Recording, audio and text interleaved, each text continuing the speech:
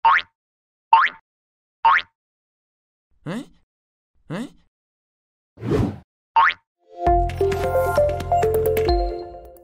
Hai teman-teman, kembali lagi dengan Kanita di pelajaran sejarah peminatan yang tentunya hanya di kelas EduOn.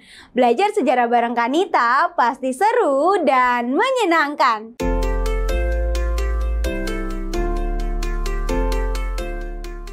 Teman-teman, sebagai bangsa Indonesia, pastinya kalian cinta terhadap Indonesia dan juga bangga menjadi bangsa Indonesia kan?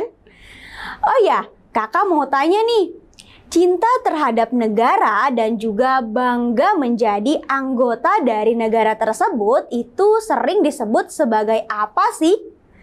Ya, betul sekali.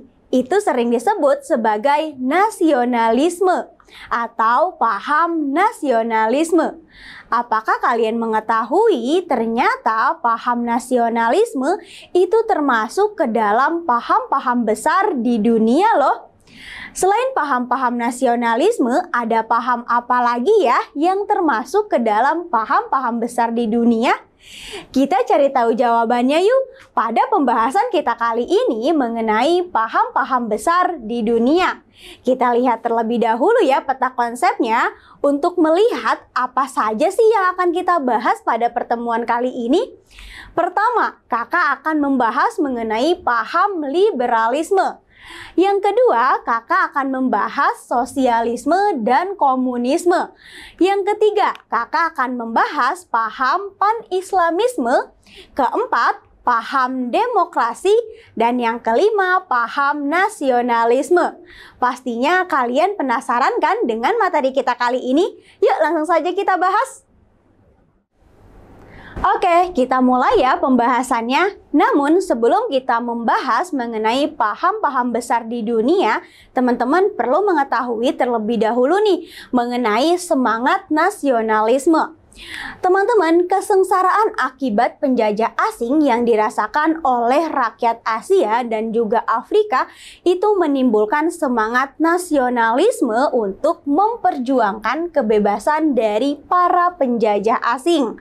Nah, itulah yang melandasi perjuangan rakyat Asia dan Afrika, seperti Gamal Abdul Nasser dari Mesir.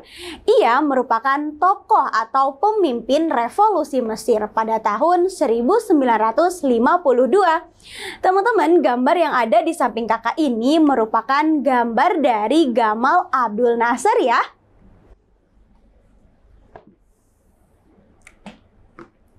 Kemudian ada juga nih Mustafa Kemal Pasha. Ia merupakan tokoh dari Turki. Ia pun memimpin perlawanan nasional dalam melawan sekutu. Ia sering disebut sebagai pelopor nasionalisme di Turki loh. Nah teman-teman, gambar yang ada di samping kakak ini merupakan gambar dari Mustafa Kemal Pasha ya. Maaf masuk kakak, Mustafa Kemal Pasha.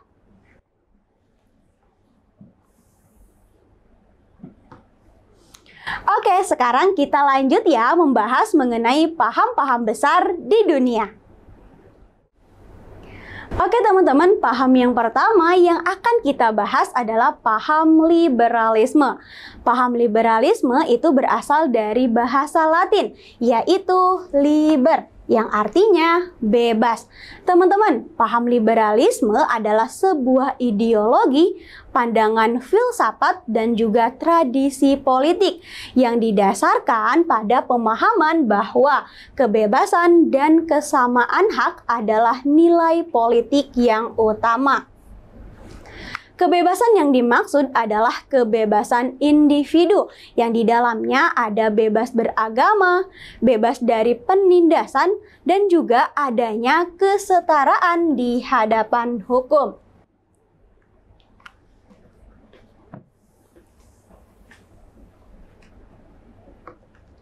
Pada intinya, paham liberalisme adalah sebuah paham yang menentang tindakan yang menekan kebebasan individu.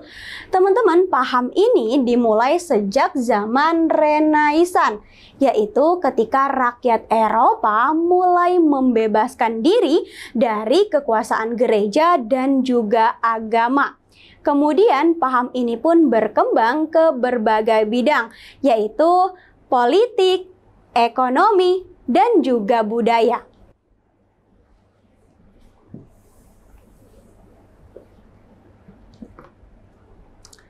Teman-teman, paham ini diawali oleh kaum borjuis di Perancis pada abad ke-18, yang dimana pada saat itu rakyat bergejolak dan juga bangkit melawan kekuasaan Raja Louis XVI, yang dimana pada saat itu rajanya berkuasa secara absolut dan sewenang-wenangnya. Teman-teman, gambar yang ada di samping kakak ini merupakan gambar dari Raja Louis XVI ya.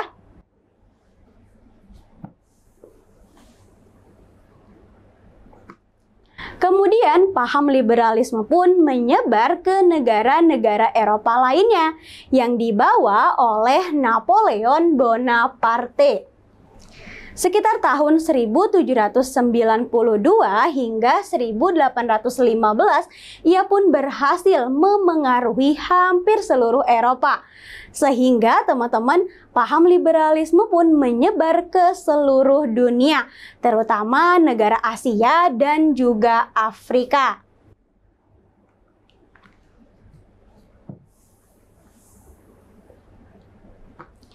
Oke teman-teman, kita lanjut ya pada paham yang berikutnya. Oke teman-teman, kita lanjut pada paham yang kedua, yaitu paham sosialisme dan komunisme. Teman-teman, perlu diketahui bahwa liberalisme itu berpengaruh sangat penting terhadap lahirnya penemuan-penemuan besar di dalam sejarah. Bentuk perwujudannya dapat kita lihat dengan adanya revolusi industri di Eropa. Dengan adanya revolusi industri di Eropa, ini menciptakan pertumbuhan pada ekonomi. Namun teman-teman, seiring perkembangannya, revolusi industri itu menciptakan kesenjangan dan ketidakadilan baru di dalam masyarakat. Yang dimana para pemilik modal itu semakin kaya raya berkat laba yang dihasilkan dari usahanya. Sedangkan kaum buruh itu semakin miskin karena mereka tidak memiliki daya tawar untuk berhadapan dengan sang pemilik modal.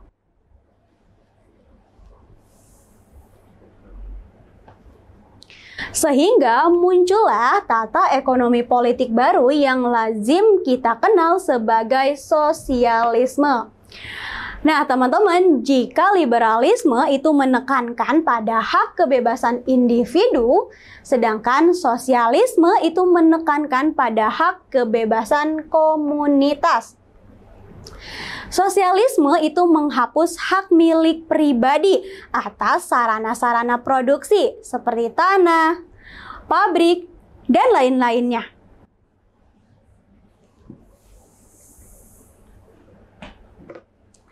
Oke teman-teman, kita kenalan yuk sama Karl Marx. Ia adalah orang yang berpengaruh dalam mengajarkan paham sosialisme, yaitu di dalam bukunya yang berjudul Das Kapital. Karl Marx dengan sosialisme ilmiahnya pun memicu revolusi kaum buruh untuk menyingkirkan kaum kapitalis.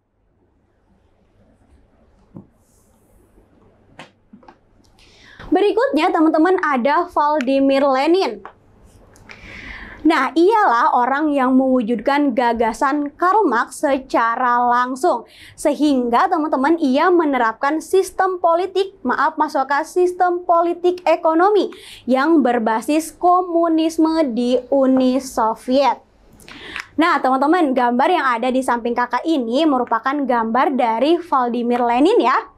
Apakah teman-teman masih ingat apa sih yang dimaksud dengan ideologi komunis? Jadi teman-teman, paham komunisme adalah menghapus hak milik pribadi dan menggantikannya dengan hak milik bersama. Gerakan komunisme adalah gerakan yang dikenal sebuah gerakan yang mendukung kaum buruh.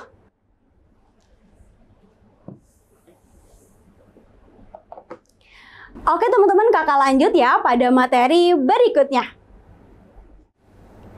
Oke teman-teman, sekarang kita lanjut membahas mengenai paham yang ketiga, yaitu paham pan-islamisme. Paham pan-islamisme adalah sebuah gerakan yang berkembang dari Timur Tengah. Nah teman-teman, Jamaluddin Al-Afghani adalah tokoh yang mempengaruhi terhadap paham pan-islamisme ini loh.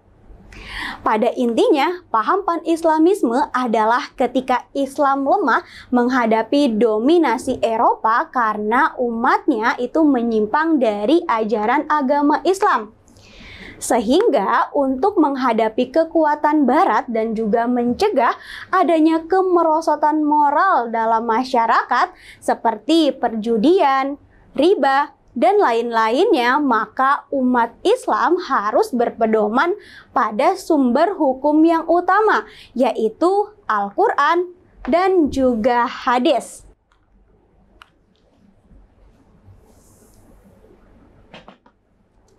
Teman-teman, paham pan-islamisme ini banyak mempengaruhi rasa nasionalisme untuk memperoleh kemerdekaan loh, terutama yang mayoritas rakyatnya itu muslim, seperti Turki, Mesir, India, bahkan Indonesia. Oke teman-teman, kita lanjut ya pada paham yang berikutnya. Oke, kita lanjut pada paham yang keempat, yaitu paham demokrasi. Teman-teman, demokrasi sampai saat ini masih dianggap sebagai sistem yang paling baik. Sistem demokrasi itu adalah pemerintahan memberikan ruang yang sebesar-besarnya bagi individu untuk menentukan nasibnya sendiri. Demokrasi berarti bahwa rakyat memiliki kekuasaan tertinggi atau yang sering kita dengar dari rakyat, oleh rakyat, dan juga untuk rakyat.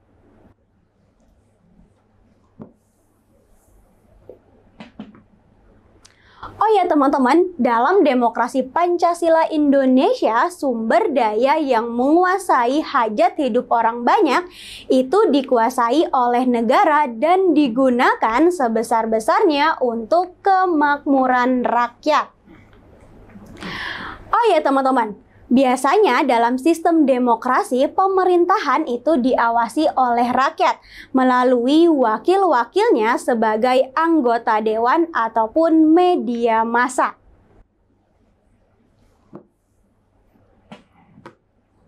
Oke, kita lanjut ya pada paham yang berikutnya. Oke teman-teman, kita lanjut ya pada paham yang kelima, yaitu paham nasionalisme. Teman-teman, nasionalisme adalah bentuk patriotisme, yaitu sikap rela berkorban untuk bangsa dan negara. Nah teman-teman, paham nasionalisme ini berkembang di Eropa sekitar abad ke-18, kemudian menyebar ke seluruh dunia. Nasionalisme adalah paham kebangsaan yang mengandung kesadaran, semangat cinta tanah air, dan juga memiliki rasa bangga sebagai bangsa negara tersebut. Seperti kita nih yang bangga menjadi bangsa Indonesia.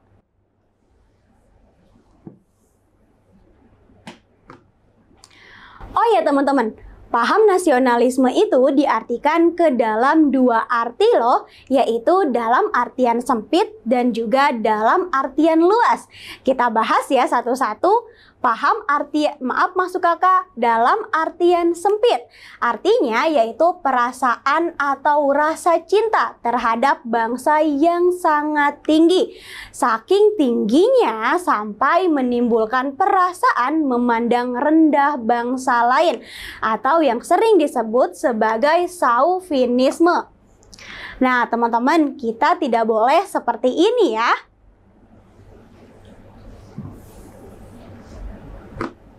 Oke, lanjut membahas mengenai dalam artian luas. Dalam artian luas, nasionalisme itu mengandung makna perasaan cinta yang tinggi terhadap negara, namun tanpa memandang rendah negara lain, sehingga tetap menghormati negara lain, teman-teman. Nasionalisme dalam artian sempit pun itu, dalam artian luas pun itu mengandung prinsip kebersamaan, persatuan, dan juga kesatuan.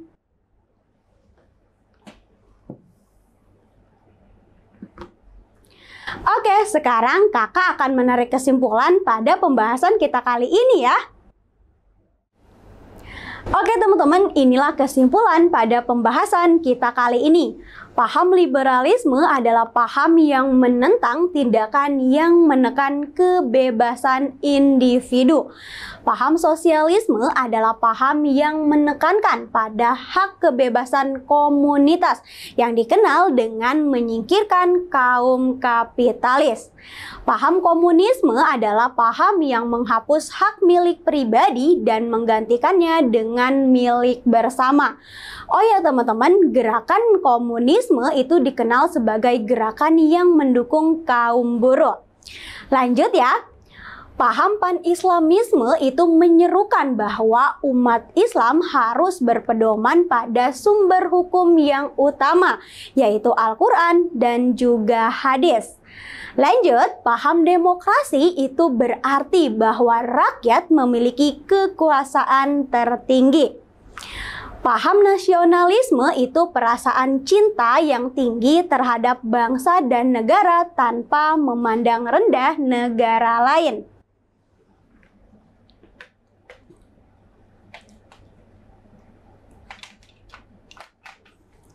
Oke teman-teman, itulah pembahasan kita kali ini. Sampai jumpa di materi berikutnya yang tentunya hanya di kelas EduOn. Belajar sejarah bareng Kanita pasti seru dan menyenangkan.